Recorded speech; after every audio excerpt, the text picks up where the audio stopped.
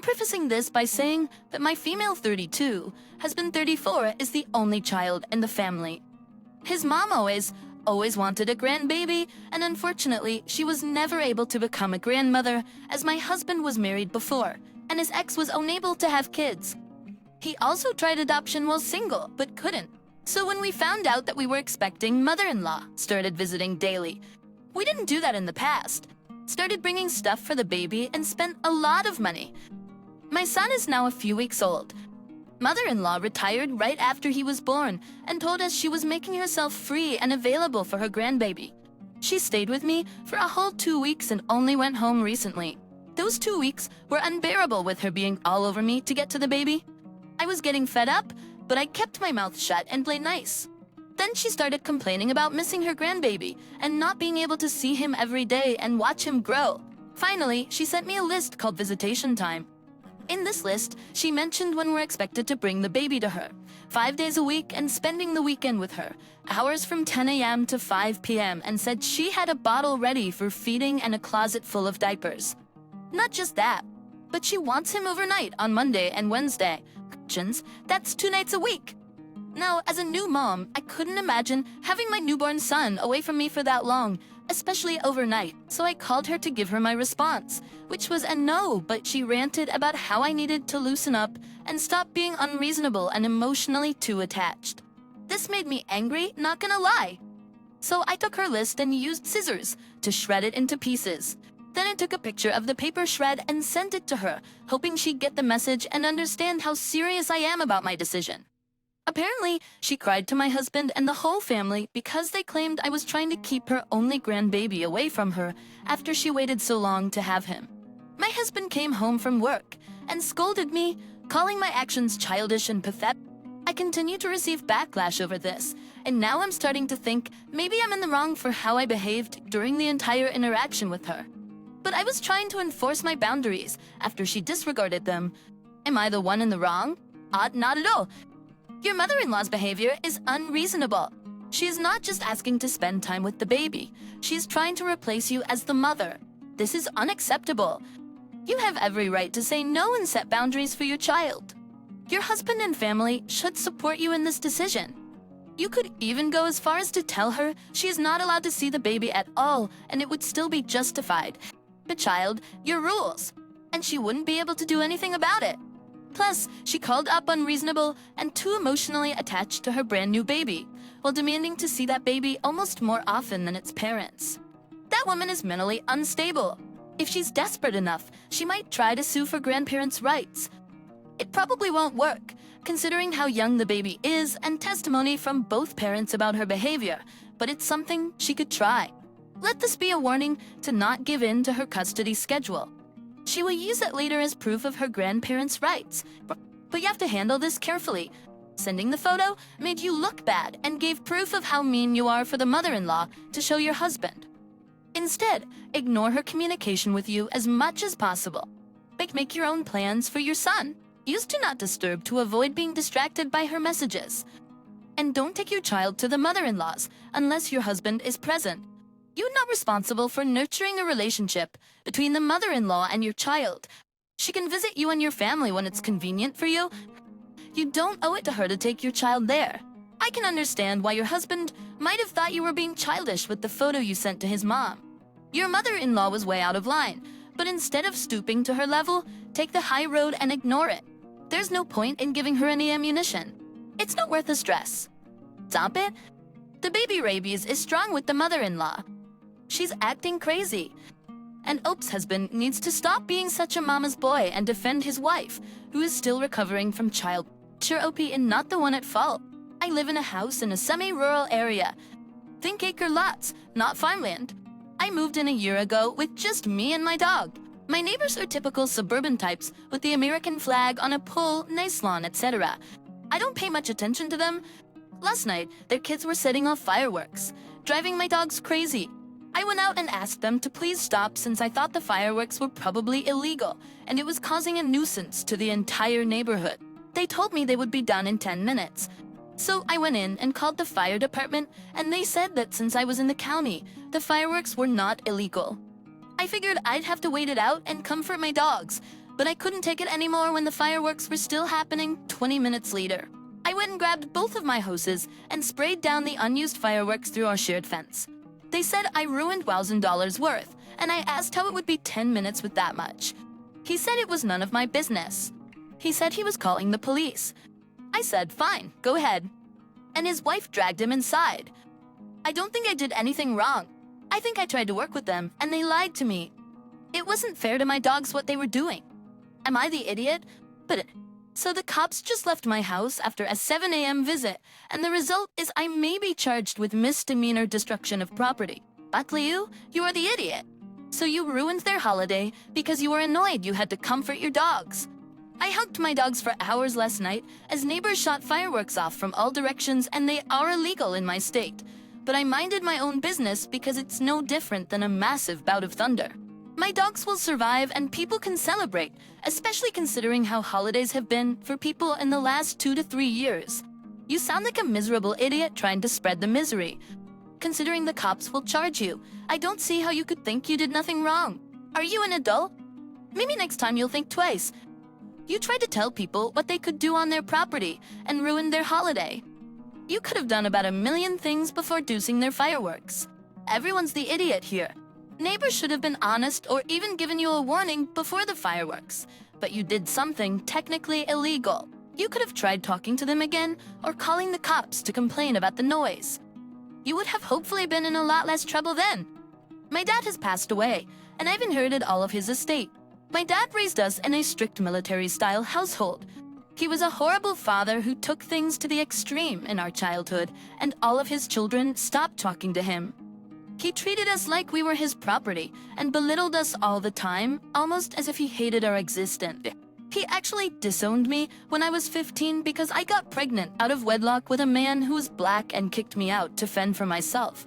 So I had to figure out how to provide for myself and my child. My dad ended up contacting me a month after my mom passed away, querying and apologizing for how he treated my siblings and me, and asked if we can meet up. So I decided to meet up with my dad because even though he wasn't the greatest father, it didn't change my love for him. When we met up, my dad seemed very genuine, so I continued seeing him, increasing to seeing him 3 times a week. My dad also tried contacting my siblings, but none of them gave him the time of day. I spoke to them about the issue, and they told me to allow him to die a lonely death. Later on, my dad got very sick, and I ended up moving in with him with my 2 children to help take care of him. I learned things about my dad that I never knew, and I started to love being around him and seeing him as a different person. I chose to forgive him. It was hard looking after my dad and 2 children as a single mother, but I pushed myself through it until his death. But during the difficult times, I asked my siblings for help. And they both mocked me for even helping my dad. They told me I should throw him in an old age home and even asked me to take pictures of him so they could see him weep. My siblings and I used to have a super close relationship, but it has become distant ever since I started talking to my dad. Now that my dad has passed, I inherited everything from him and learned that he owned a lot more properties and had a lot more money than I could have ever imagined. My siblings feel entitled to some of the inheritance and have told me that if I don't give them any, they'll stop talking to me and that I'm becoming like my dad. Since they had to go through having my dad as a father, they feel they deserve some payout. I disagree with them. The reason I got the inheritance is that I gave my dad another chance. I helped him when he was at his weakest, and I went through a lot juggling, raising my children, and caring for my dad without any of their help. Even when I begged them to help me, they just made fun of me for helping my dad and choosing to forgive him. Now forgiveness is a choice, and I respect their choice not to forgive, but they didn't respect mine to forgive him and added more difficulty to my life. They act like it was either them or my dad, and now they're acting like I'm being selfish for not sharing the inheritance my dad left for me. Am I the idiot for not giving some of my inheritance to my brother and sister? You are the idiot. Be prepared to lose your siblings over it. You made your choices. And to be honest, your dad was crappy right up until he died by leaving your siblings out of his will purely out of spite. He knew he was a lousy father and chose pettiness in the end. You've chosen your inheritance over your siblings. You may feel justified, but you aren't in the right, and neither was your dad. Your bed is made, and it's time to lie in it. Not the idiot.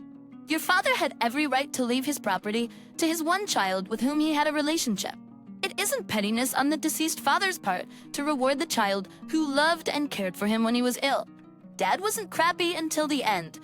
He sought out the op to make amends. As she said, he cried and apologized for the way he mistreated her, OBPs, and her father built up a relationship. Her siblings had that choice but refused to do so.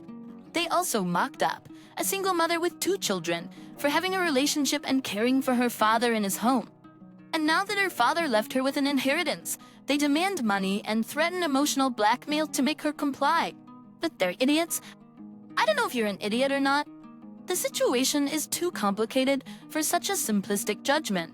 But I do know that you may be furthering the harm done to your siblings. I know that you'll be changing how your siblings see you for the rest of your life. They chose differently than you. They have a right to do so. Everyone must deal with their own damage in the best way they can. It is absurd to suggest that abused individuals should continue to have a relationship with their abuser. They do not deserve anything because nobody is entitled to someone else's inheritance. Her father could have chosen to donate it all to a charity or a stranger, and none of them would have been entitled to it. So whether the relationship was good or bad-eyed, it does not matter. I do not understand why they should receive anything. Inheritance is essentially a gift that a deceased person is giving. Am I wrong for not giving any of my siblings a share of my inheritance? I want to clarify that I never asked my siblings to come to my father's house and take care of him. The help I requested was for them to assist with their niece and nephew. During my father's illness, there were restrictions in place where only one other person was allowed to accompany him to appointments, which were half an hour's drive away. Unfortunately, my children's babysitter moved, so I had trouble finding a trustworthy replacement. I also want to clarify that I am not upset with them for not forgiving my father. I am upset with how they treated me for my decision to forgive, build a relationship, and care for my father. They made hurtful comments, using my past abusive relationship as ammunition.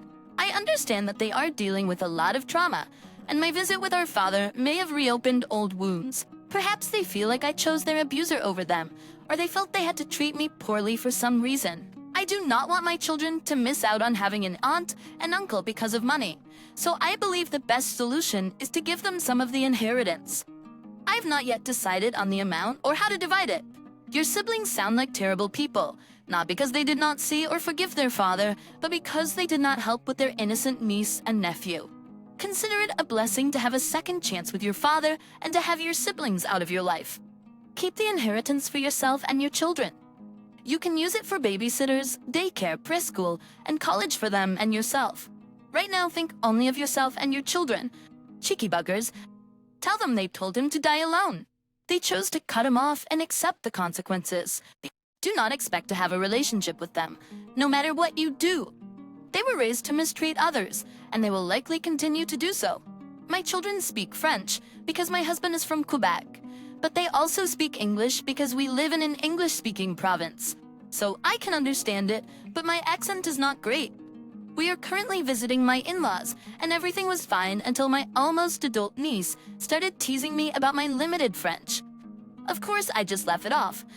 I laughed it off because she was only joking, and I am mature enough to not take her words seriously. However, during dinner, everyone was sitting far apart. I was with my children, as my son wanted me to feed him. Suddenly, my niece approached me, said something, and giggled. I was preoccupied with cleaning up my son's spilled juice, but then my other son started yelling at her, telling her to shut up. My niece got scared and slipped on the juice. I quickly helped her up and called her parents, who then started yelling at my son after hearing what happened.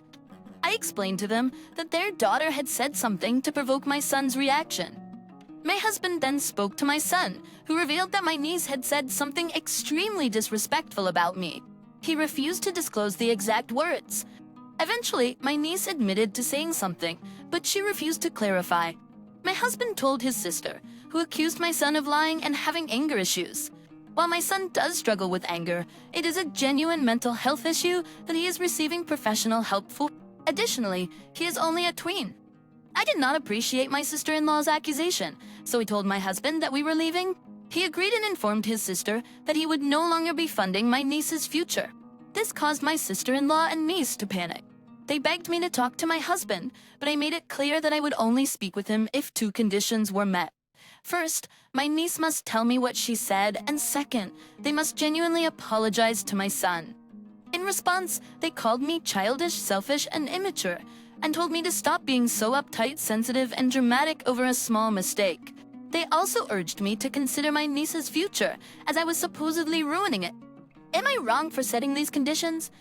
My husband's other sisters and my own sisters seem to think so. My sister even believes I should tell them to leave me alone. At her age, my niece should know better than to make rude remarks about others. My husband and I were not obligated to fund her future, but we chose to do so out of kindness. Yet, she chose to be rude and disrespectful towards me. She needs to learn that actions have consequences. I offered a reasonable compromise. Tell the truth and apologize to my son. If they are not willing to do that, then it is their loss. They clearly do not value our help enough. I would even add another condition, that they apologize to me as well. My niece is old enough to understand that what she did was wrong, just like my son understood. She does not get to bully me and expect my family to pay for her education. I completely agree with my husband's decision to stop funding her future. What she said must have been truly horrible. As a parent, it is natural for my son to defend me from hurtful words.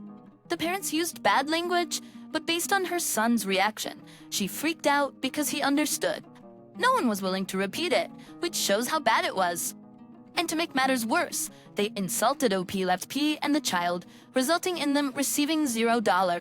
I don't understand why some people like to joke around with those who are trying to help them.